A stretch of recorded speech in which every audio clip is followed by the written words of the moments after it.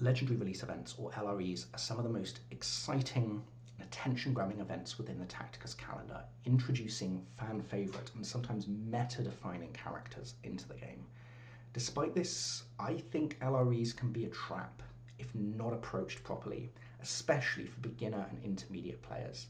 They can divert resources away from where they're most needed and towards characters that will see little utility outside of the event. In this video, I'm going to talk you through how I encourage players to approach LREs based on their game stage and how to avoid falling into the LRE trap yourself.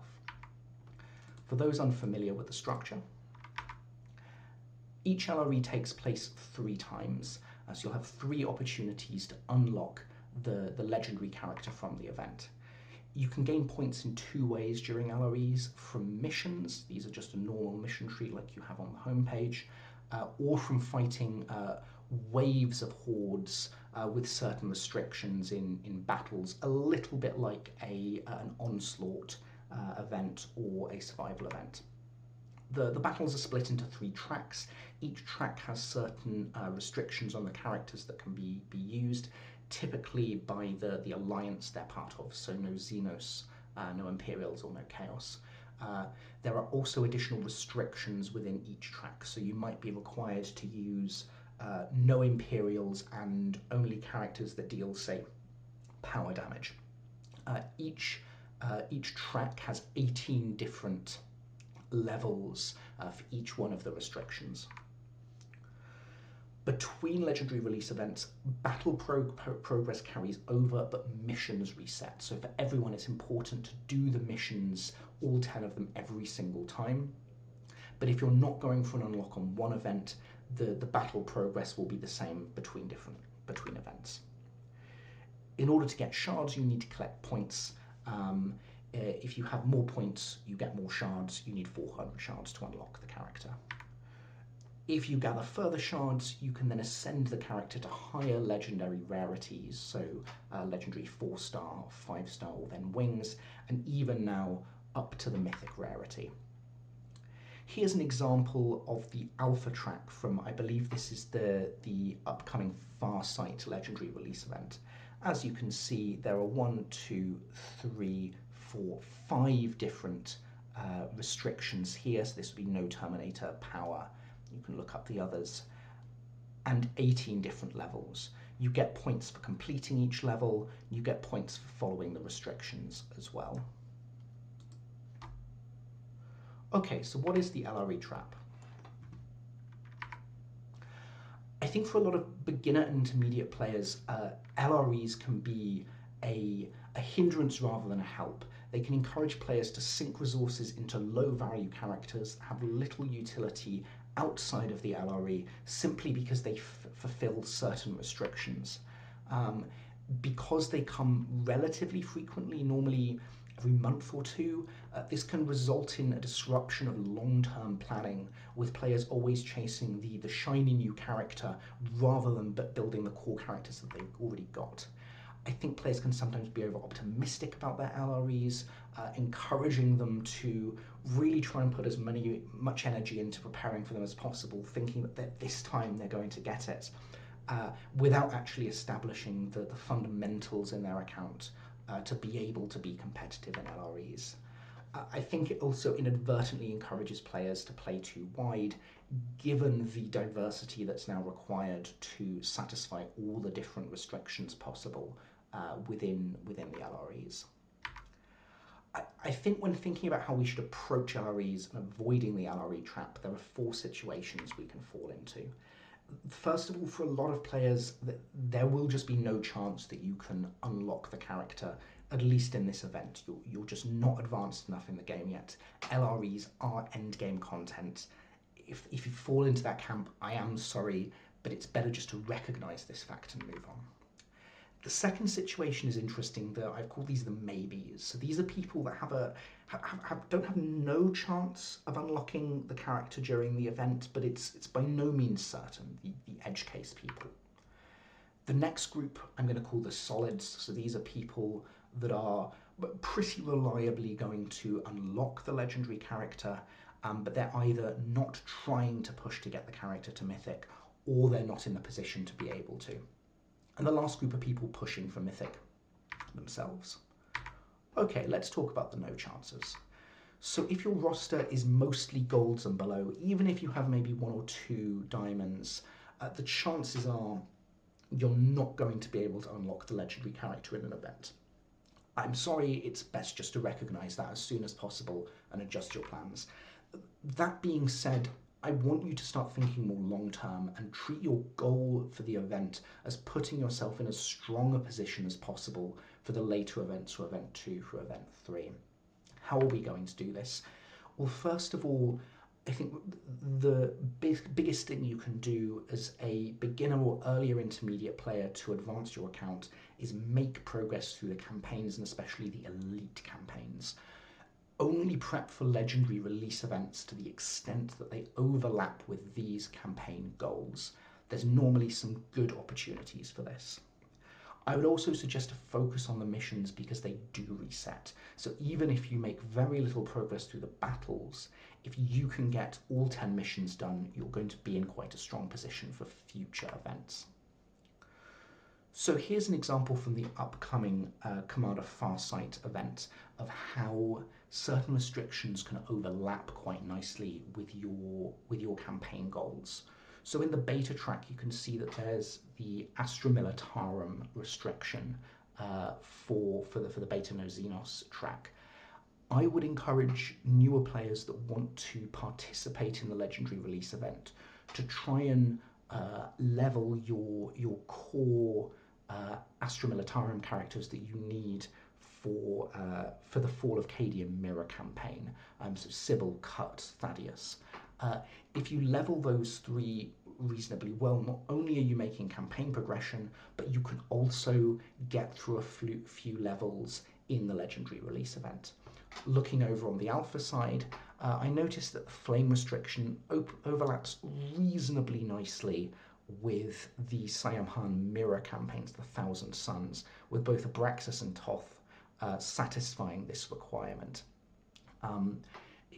I would always encourage players, if you're in this first category, look for the overlap between your campaign progression and the LRE restrictions. Snowprint are normally pretty nice, and they typically put at least 1 restriction in per track with a good degree of overlap. Okay, moving on to the maybes. I think this is the most interesting group of people to talk about. It's probably the broadest group within the game as well, and I think it's the one that's mishandled the most. So who falls into this category? Well, if you've got at least 1 mostly diamond team for at least 1 restriction per track, then I think you probably count as a maybe. Especially if you've got a good number of, let's say, silvers, perhaps a few golds that fill out the other restrictions as well. How should you approach the LREs as a maybe? Well, I want to encourage you to focus on high value, so that's high investment to return characters. I want you to think about how much energy do I need to put in to get this character up to where they're going to be useful, versus how much are they going to do for me in the event. If you're not getting a good trade-off there, I don't think you should be investing your energy there. If you're looking through the restrictions and finding that there aren't good options for that, well then maybe you're actually not a maybe. Maybe you're not ready to tackle the LREs yet. Okay, so who are the high value investments? Well, first of all, are characters that I'm going to call LRE characters. So these are characters that are strong in horde modes, especially in LREs. I think there are 4 broad categories of those. So AoE characters, area of effect, anyone that can damage multiple enemies per turn. So this could be Vindicta with her area attack. This could be Overwatch characters. This could be characters like Carrion who can attack, who do additional adjacency damage. Summoners are really useful to help turn the action economy in your favour. Healers and tanks are great as well, as LREs can turn into real slugfests at time. Next, I want us to think about nearly complete teams. So this is looking at certain restrictions. If you've already got, say, 2 or 3 characters of a relatively high rarity, can you add a 3rd or a 4th or a 5th to fill out that team so that you've got a full team competing at a particular level. The next option is what are called underleveled high-value tracks. So this is when a track has a lot of, or a restriction has a lot of points attached to it, and you've got good characters for that track, or that restriction, sorry, but they're currently in the stone graveyard. You can push those characters up to bronze 1 to silver 1 without too much of an investment, but actually manage to then clear through a bunch of lower levels of that restriction without too much difficulty.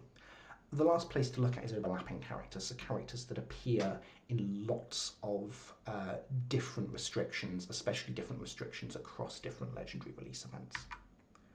In general, I would just really encourage you to avoid spreading your focus too wide. The way to go for an LRE isn't to be trying to get every single restriction as high as possible. It's to tactically pick the restrictions where you're going to be able to push as high as possible with the minimal investment. So efficiency over going wide. Let's talk through 2 examples. So the first is for my prep for the upcoming Dante 3 legendary release event. This is in the alpha track with the rapid assault restriction ticked. As you can see, I've already got 2 pretty strong characters for this track. My Khan is currently Diamond 2. He will be moved up to D3, perhaps even A1 in the foreseeable future. My Ragnar is currently D1, but will be Diamond 3 within the next 2 weeks. There's then a big drop-off with my Gods Will only at Silver 1 and other characters down in Bronze, Iron, and several in the Stone Graveyard. Now, I've decided to level my Nicodemus to help with this particular track. This is just leveling one specific character, but I'm hoping that by adding a healer in, he can support my Ragnar and my Khan to be able to get the most out of them, so they don't just die from chip damage as the event drags on. Notice that I just need to level one particular character to fill out an almost complete team. I'm not trying to level the full team here from scratch, so this is an efficient investment. Moving over to somewhere that I'm not going to try and level is for the beta deep strike requirement.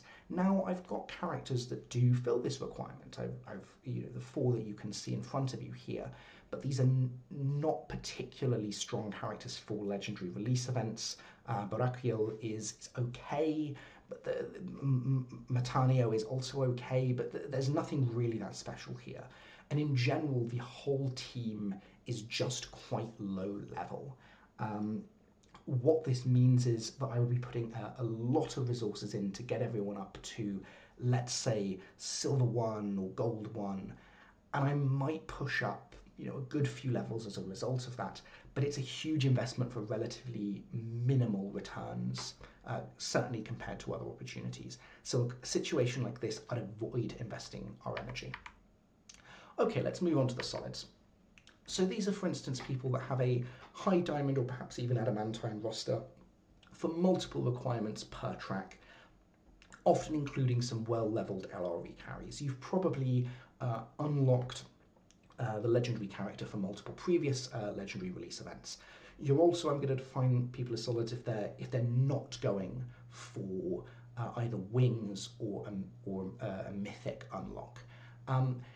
In this case, don't prep, don't do anything unless it happens to overlap with your other game plans. You're already getting what you want out of this. You're already going to get the unlock. The difference between unlocking with 3 stars with 4 stars is not so much. Okay, maybe 5 stars, there's a little bit of a better return there, but it's not so much of a difference. At the end of the day, the armor rank limit for legendary 3 versus legendary 5 stars is the same, the ability level's the same, and you're still a long way off getting them to mythic. So if you fall into this category, my advice, don't prep. Okay, if you're trying to push for mythic, first of all, I don't hide the fact that my content is aimed more at beginner and intermediate players. I'm going to go through people in this camp quite quickly. I would recommend, if you're in this camp, go and look at the videos of Tacticus or Nandi, one of the one of the creators that aims at a slightly higher power level than I do. That being said, here are my thoughts and general comments. First of all, do ask yourself whether or not it's really worth it to try and push for Mythic here. The answer is sometimes definitely yes, but the answer is also sometimes no. So a character like Lucius, for instance, I would probably argue, unless you're very close, is probably not worth seriously investing to push to get either wings or Mythic.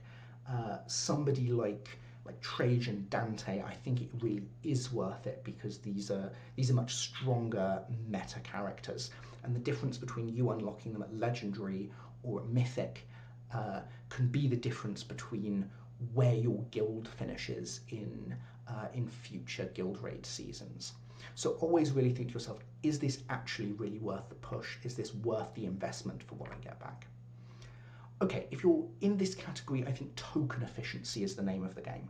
So you're looking, especially in the lower levels, for teams that overlap multiple different restrictions to be able to clear through, let's say, I'm pulling a number up, but let's say the first 10 levels as efficiently as possible. As you get into the higher levels, then focus on LRE carries, so characters that are going to be able to really handle the Horde mode of a Legendary release event very well. I would really recommend taking a look at the Terminus guide here. You can find this on the main Discord for Tacticus or on the Bloody Rose Discord. I think they publish their own guides there. This is really useful for seeing where there are these overlaps between different requirements. I will also say if you're pushing towards Mythic, wings can be good enough. If you manage to wing a Legendary character, you then immediately get access to their Mythic mission chain. So even if it's unclear if you can unlock this character at Mythic, actually getting them to wings can be good enough because you'll be able to get them to Mythic through the missions relatively soon after. Okay, so let's sum up. What were the 4 situations players might find themselves in, and how should that change how they approach LREs? Well, let's look at the no chances. Try and overlap your LRE prep with campaign progress. Look for restrictions that overlap heavily with campaign characters. Do the missions. Put yourself in the best possible position for future events, but do so without sacrificing your progress in the present. If you're in the maybes, I think this is where you need to be really smart about how you approach prep. Don't try to invest in everyone that could possibly help you with the LRE. Focus on high-value strategic investments that are going to get you the most LRE points per unit of energy invested. If you're in the solid camp, just take it easy. You're not going for Mythic, you're going to get the unlock. I'd focus on whatever else you're going to focus on in the game at that time. And if you're pushing for Mythic, again, it's token efficiency, especially for the lower levels. That's what's going to really take us there. Okay, thank you for your attention. I hope this was helpful. Do leave a comment down below with your thoughts with how you're preparing or perhaps not preparing for upcoming LREs. Do give me a like, a subscribe, all that nice algorithm juice. It's really helping to grow the channel in these early days. Thank you very much. Have a great day.